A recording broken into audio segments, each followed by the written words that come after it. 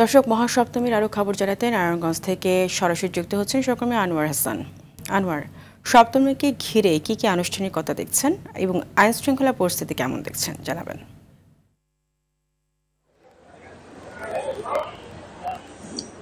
ফারিয়া, নারায়ণগঞ্জে এবার 224টি মণ্ডপে দুর্গাপূজা অনুষ্ঠিত হচ্ছে। পূজা শুরুর আগেই স্বরাষ্ট্র উপদেষ্টা এখানে এসে বলেছিলেন এবার উৎসাহ উদ্দীপনার মধ্য দিয়ে পূজা উদযাপন হবে এবং তেমনটাই কিন্তু জেলাব্যাপী হচ্ছে। এখন পর্যন্ত কোনো অপ্রীতিকর ঘটনা ঘটেনি। আমি আছি নারায়ণগঞ্জ শহরের অদূরে নিতাইগঞ্জে বলদেব জিউর আকরা মণ্ডপে। এখানে দুর্গাপূজার একটি আলাদা বৈশিষ্ট্য হলো দেবী দুর্গা সহ 5 জন দেবীকেই এখানে জামদানি শাড়ি, অর্থাৎ দেশি যে জামদানি শাড়ি, সেই শাড়িতে সজ্জিত করা হয়েছে। আমরা যদি দেখাই যে 5 জন দেবীকে দেশি জামদানি শাড়িতে সজ্জিত করা হয়েছে।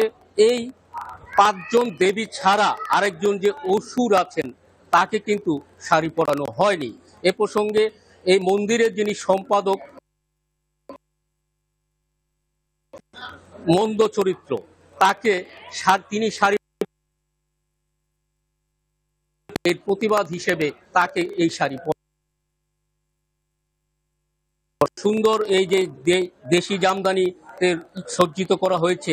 এই জামদানি কিন্তু নারায়ণগঞ্জের রূপগঞ্জের তাঁতিরা যেখানে জামদানি বানায় সেখান থেকে, অর্থাৎ তাঁতিদের হাতে বোনা জামদানি তৈরি করে এই দেবীদেরকে সজ্জিত করা হয়েছে।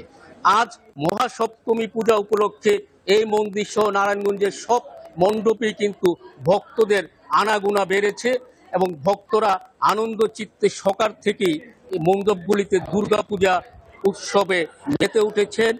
16 পদে এই সপ্তমী উদযাপন হয় এবং সনাতন ধর্মাবলম্বীদের মতে এই সপ্তমীর দিনেই দেবী জাগ্রত হন 10 হাত দিয়ে অসুরকে নিধন করার জন্য। পারিয়া, ধন্যবাদ আপনাকে।